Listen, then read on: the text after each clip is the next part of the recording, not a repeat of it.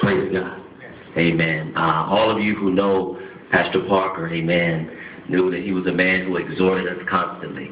Amen. And to exhort is like to push, to challenge, to look at you as a person and as an individual and say, you have to be better than you are. How many can recognize that and remember that? Be better than you are. The last time he preached, he said, we got to keep praying, we got to keep fasting, we got to stay on the path of salvation. And I'm just going to say something I believe that he will want to challenge each person tonight about exhorting us to serve God.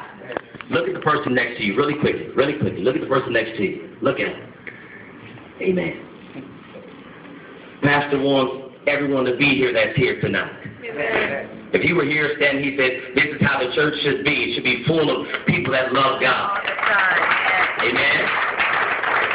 And he would say this, it doesn't matter how good life gets or how bad it gets, we're still not in the promised land yet. That's right. Amen. This is not the promised land. Money is not the promised land. A good job, a good career, a good family, all that's nice and dandy, but the promised land is heaven, where he is right now. How do you know that? You got to say amen so it'll be in your heart. You got to say amen so it'll do something in your spirit. You say, my promised land is heaven. And that's what he wants us to know tonight. Think about the promised land. Moses had one task. God said, I want you to go before the Pharaoh and to release my people so that they can go to the promised land. And so he worked, he gave his life, he did everything possible. He looked at the backslidden condition of how the people, they complained and whined constantly and constantly and constantly. And he said, you know what, this is a task too big for me. And he had to challenge the people to keep their hearts right and to live by God's commands and to don't do things that are not right. And he never was able to see the people get to the promised land. He died before the people got to the promised land. But that task still was before the people of God. And God has given us our pastor, our new pastor. Amen. Thank you, Pastor, for being here. He's our Joshua. And he has a task of taking us from where we are now to get us to the promised land. Yes, amen. The promised land is heaven. And I want to say this.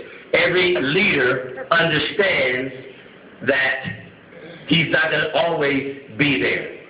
And that's what discipleship is all about. If you say that you are a son or daughter in the faith of Pastor Barry Parker, I want you to raise up your hand. Raise up your hand. Raise it high and raise it proudly.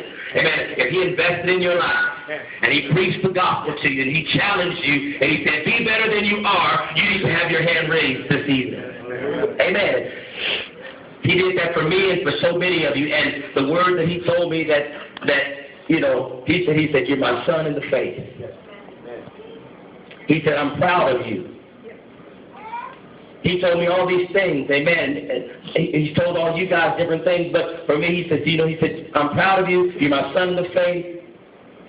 And that's true because he laid his life down, because he deposited in me. He had an example before me, an example that I can follow.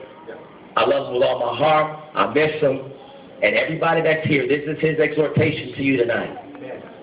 Let's do it. Let's get to heaven. Amen. Let's get to heaven. And as everyone that's stood up here so far, they've already said, if you haven't been here, or if your heart's not right, or if you're kind of swaggling or doing something you shouldn't be doing, there's nothing in this world worth losing your soul for. Amen. Amen. Amen. I love you guys. Amen. Good numbers.